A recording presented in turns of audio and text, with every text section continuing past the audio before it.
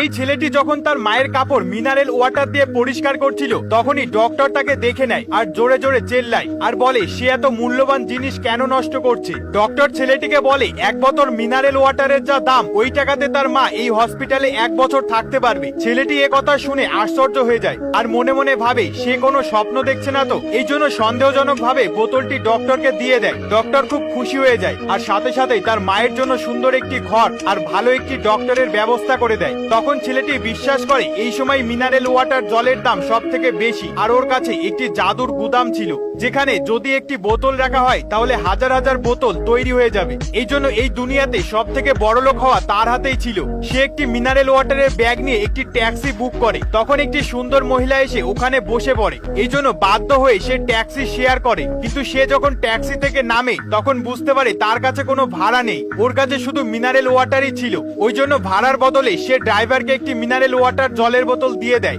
এটি দেখে taxi driver এতই খুশি হয়ে যায় যে সে তার স্ত্রীকে ফোন করে বলে আজকে তো আমার ভাগ্য খুলে গেছে, আজ থেকে আমাকে ট্যাক্সি চালাতে হবে না। পরের পার্ট দেখতে কমেন্ট করো।